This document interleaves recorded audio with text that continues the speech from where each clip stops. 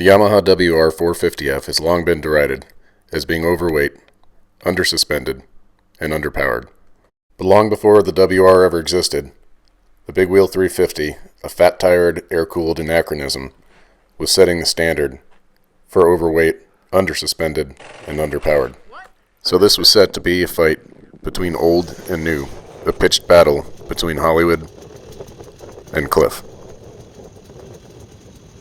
This trial would take place under the searing sun in Moab. We covered mile after mile of single track and jeep trails through the Utah desert to find the answer. Which one is better?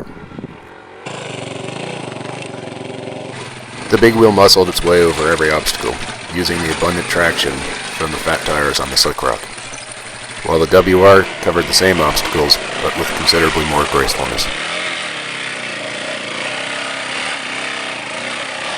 When the going got really tight, the BigWheel afforded every other rider the opportunity to take a break, get off the bike, have some water, take a nap, check their emails, grab some lunch, take another nap. And these delays proved costly for the BigWheel, as they allowed Hollywood to capture the most photogenic award. Because while we waited for Cliff in the BigWheel, Hollywood's ADD made it easy to talk him into doing multiple wheelies towards a 500-foot precipice for the camera. Further damage happened to the BigWheel's cause when some of the more technical waterfalls turned into a two-man operation. The 450, with its modern suspension and superior ground clearance, suffered no such indignities.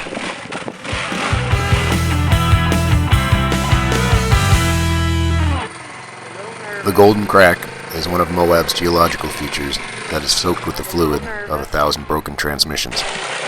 The WR cleared it as if it wasn't there.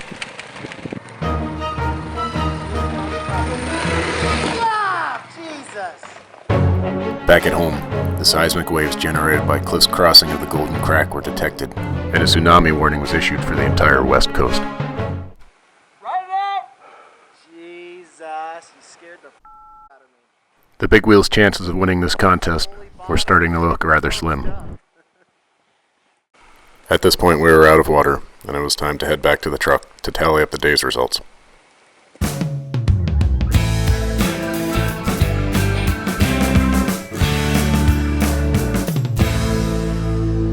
For day 2, Cliff filed a motion for a change of venue. It was agreed that our destination would be the La Salle Mountains. We were near the Colorado border, where the greenery and the grassy meadows stood in stark contrast to the desert floor. We rode between 8,000 and 10,000 feet most of the time, and this offered some parity for the BigWheel, as both bikes were anemic at these elevations. With this new level playing field, the BigWheel was able to keep up with the WR. At least until we realized that Cliff's cratering at the Golden Crack may have caused more damage than we initially thought. I think you're thinking of a blaster. This would ordinarily be scored against the BigWheel, but then we noticed Hollywood fiddling with his bike. Maintenance on the trail. The WR had likewise sprung a leak and was spraying oil all over its fancy twin-cam 5-valve engine. Hollywood succinctly summarized his opinion of the WR with the following. The suspension sucks, the tires suck, the seat height sucks, the footbeds suck. How much does it weigh? It's too heavy. It weighs as much as a BigWheel. It's not even a BigWheel. They actually start. With both bikes in need of attention, we packed up and headed down to the valley floor to determine a winner and get some oxygen for Hollywood. As we examined the pros and cons of each bike, one thing that was noted was the constant boiling over of the WR. Not once did the BigWheel boil over during this entire contest. Cliff scored extra points, as he was the only one brave enough to walk out onto an arch in motocross boots. And he got an extra half star for the jumping jacks. Ooh, Jesus, Cliff. The best Hollywood could manage was a cowardly crawl up to a 2,000-foot drop-off, losing him serious points. But what might be even more pivotal than that is the PPDR.